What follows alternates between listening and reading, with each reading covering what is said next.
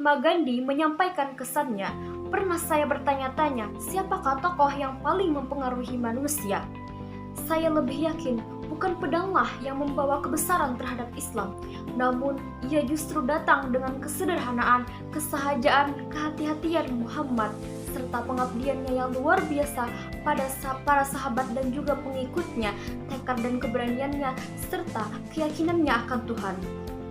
Saya, Mufidatul Khairah, dari Universitas Islam Negeri Antasari Banjarmasin, akan mempresentasikan hasil karya esai ilmiah saya dengan judul Moderasi Beragama Era Disrupsi. Masih begitu ingat 10 tahun yang lalu, penggunaan teknologi atau sosial media tidak sepopuler di era sekarang. Ketika zaman SD masih dihabiskan bersama dengan teman-teman, mulai dari bermain petak umpet, bermain kelereng, hingga mandi bersama-sama ke sungai. Namun, roda akan terus berputar hingga pada titik saat ini, teknologi menjalar ke seluruh lapisan masyarakat. Perkembangan yang terjadi membuat manusia cenderung mengalami perubahan, mulai dari sisi budaya, sosial, politik, hingga agama. Berbagai berita dan informasi dengan mudahnya diterima dengan menggunakan teknologi canggih saat ini. Namun tak salah jika era teknologi yang disertai dengan robotisasi dan serba instan telah memberikan dampak positif dan negatif pada kehidupan sehari-hari. Kondisi inilah yang membawa manusia pada kondisi yang disebut dengan disrupsi, yang mana saat ini jauh berbeda dengan era sebelumnya. Di tengah-tengah perkembangan modernisasi, tentu peran agama begitu diharapkan agar manusia tidak kehilangan tujuan dalam hidupnya. Agama saat ini bukan lagi sekedar seremoni atau tradisi belaka. Agama sudah saatnya menjadi alat untuk penyelesaian permasalahan manusia. Permasalahan kompleksitas manusia semakin bertambah karena semakin banyaknya manusia. Kondisi inilah yang melahirkan suatu perubahan radikal dan memberikan efek domino yang luar biasa masif. Sehingga dalam perihal beragama, internet juga mengubah perilaku seseorang dalam beragama. Using internet atau pengeksploitasian internet sebagai alat untuk mengkaji teks-teks agama merupakan suatu karakteristik di era kemajuan saat ini. Masyarakat mulai mengkaji tentang agama dan mendengarkan kajian dari platform YouTube, Instagram, ataupun WhatsApp.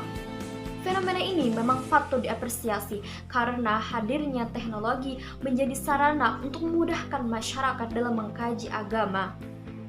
Hanya saja perlu tindakan yang lebih lanjut terkait video-video yang beredar adalah memang bersumber dari sumber aslinya.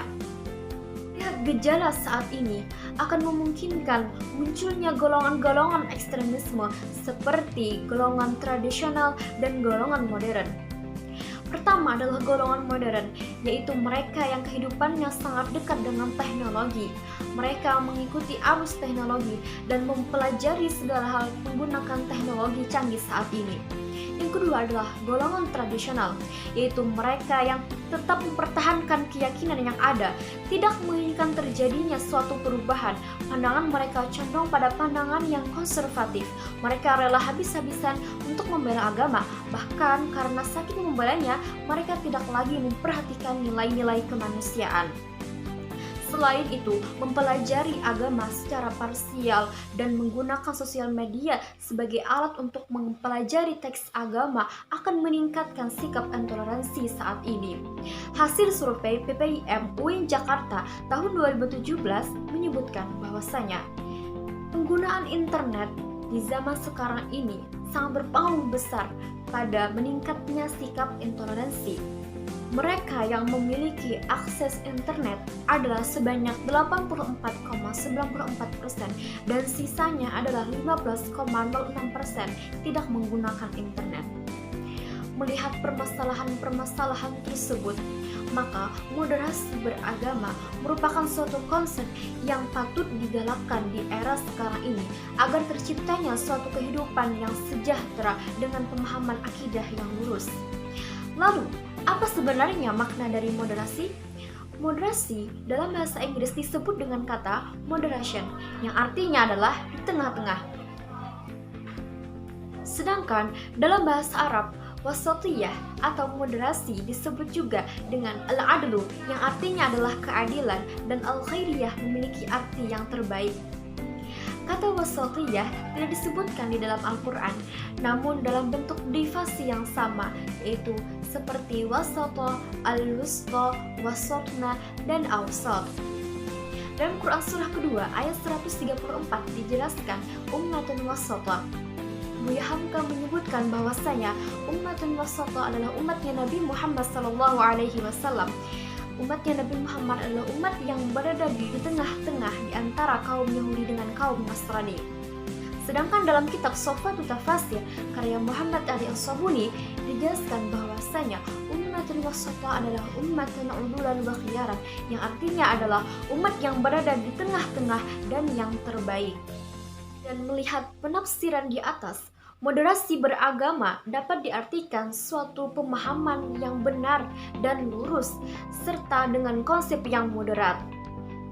Di era disrupsi seperti ini, sudah selayaknya umat Islam memfokuskan pada permasalahan yang lebih besar, tidak lagi menyibukkan pada pandangan-pandangan yang dapat memecah belahkan umat manusia. Sudah selayaknya umat Islam bergandengan tangan lebih memperhatikan nilai-nilai kemanusiaan agar terciptanya suatu kehidupan yang maju dari segi keilmuan dan juga peradaban. Solusi yang dapat ditawarkan untuk mewujudkan moderasi beragama pada era disrupsi adalah: pertama, menanamkan ajaran yang kuat dan pemahaman yang benar dengan dilandasi akhlakul karimah pada ruang lingkup terkecil seperti keluarga dan pendidikan dasar. Kedua adalah menjadikan sosial media sebagai sarana untuk menebarkan dakwah Islam yang rahmatan lil alamin dan pemahaman yang benar, serta bagi pengguna sosial media agar selalu bijak dalam menggunakannya.